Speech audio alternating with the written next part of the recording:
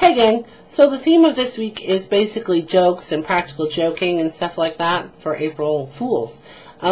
Personally, I hate April Fool's Day. I've never really been pranked on April Fool's Day, but I'm a news junkie, as most people know, and on April Fool's Day, you really can't trust the news, especially online news, because you never know whether or not it's going to be true.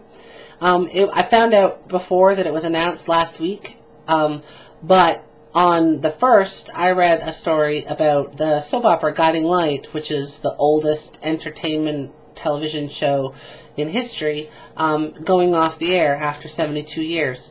And I was like, no, that can't be true. And because I read it on the 1st, you had to be very skeptical about it.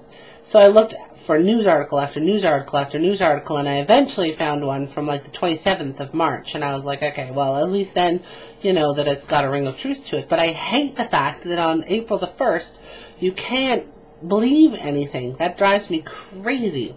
The YouTube thing with flipping the videos over and whatever was kind of lame, but, you know, I guess they had to do something for it, and that was kind of clever. I have a few jokes to tell because I'm not really good at pranking and I've never really pulled any good pranks. So I'm going to tell some jokes. They're not necessarily good jokes. The first joke is what my friend Norm considers to be the best joke ever. And so I'll play that for you now. What do you call Postman Pat after he retires? I don't know. What do you call Postman Pat after he retires? Pat! So, yeah, that's what he thinks is the best joke that was ever told. The next joke is one that I personally think is a little funny. It's a little bit of a word play, so here it is. How do you catch a unique rabbit? I don't know. Simple. Unique up on it. How do you catch a tame rabbit? I don't know. How do you catch a tame rabbit? Tame way. Unique up on it, too. So that's how you catch a unique and a tame rabbit. So that's, I don't know.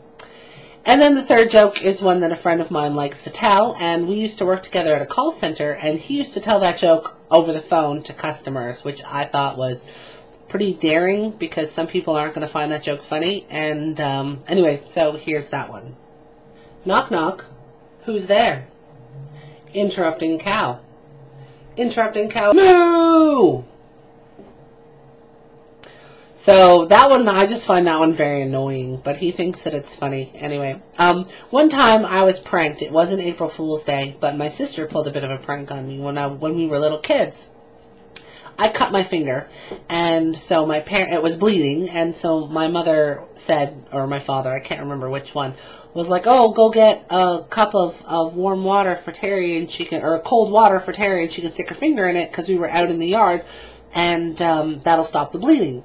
So my sister went into the house and came back with a container of clear liquid, but it was not cold water. It was aftershave. And I stuck my finger in it, and it hurt a lot. And my father really enjoys telling that story, and my sister enjoys telling that story too because she's evil. Anyway, so that's really it for me. Again, I'm not a big pranker. I especially don't like being scared. Friends of mine love to hide places and scare me. I shriek at the top of my lungs. I'm not good at being scared. It freaks me out. I'm very easily scared. One time when I was at work, the buffer that they run over the floor basically exploded. The belt exploded. The bottom buffing pad thing went whipping off of it. And I was standing right beside the buffer when this all took place. The buffing pad actually whipped across underneath my feet, and I screamed at the top of my lungs. People came from all over the store to see if I had, died. But I just was scared by a flying buffer pad. So, anyway, that's it for me. I will see you all next week. Have a good week, and Michiel, I look forward to seeing you tomorrow. Aiden, it was good to see you this week. Dan, oh, it was amazing to see you this week. That was the most epic thing ever. You know what? If we heard from, Mimi or James on this weekend, I really don't know what would happen. My head would pop off and spin around a little bit. It would be just so epic. So, if Mimi or James are watching, quick capture. Quick capture. If you need to know the password and username for the account, if you don't have it still, send me a message. I will totally hook you up. See you later.